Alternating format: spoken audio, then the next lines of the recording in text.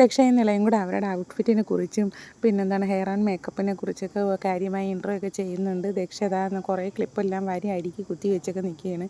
നിങ്ങളത് നോക്കി അസൂയയോടെയൊക്കെ നോക്കുന്ന കേശിന് വലിയ താല്പര്യമൊന്നുമില്ല. പിന്നെ നമ്മളെല്ലാവരും ഒരുപാട് എക്സൈറ്റഡ് ആണ്. നമ്മളൊരു കല്യാണത്തിന് പോവുകയാണ്.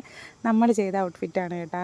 നേരത്തെ നമ്മളൊരു വീഡിയോയിൽ കാണിച്ചിട്ടുണ്ട്. അപ്പോൾ ആ ഔട്ട്ഫിറ്റാണ് ബ്രൈഡ് ഇട്ടേക്കുന്നത്. അപ്പോൾ അത് നേരിട്ട് നമുക്ക് കാണാനും കൂടെ ഒരു ഫുൾ മേക്കപ്പിലൊക്കെ കാണുമ്പോൾ അതെങ്ങനെ ഇരിക്കുമെന്നും കൂടെയൊക്കെ അറിയണമല്ലോ. അപ്പോൾ ആ ഒരു എക്സൈറ്റ്മെൻറ്റ് നമുക്ക് എല്ലാവർക്കും ഉണ്ട്. പിന്നെ നല്ലൊരു സന്തോഷമുണ്ട്. ഞാൻ ആകെ സാധാരണ ബ്ലൗസ് മാത്രമേ ചെയ്തിട്ടുള്ളൂ, ഫുള്ളായിട്ടൊന്നും ചെയ്തിട്ടില്ല.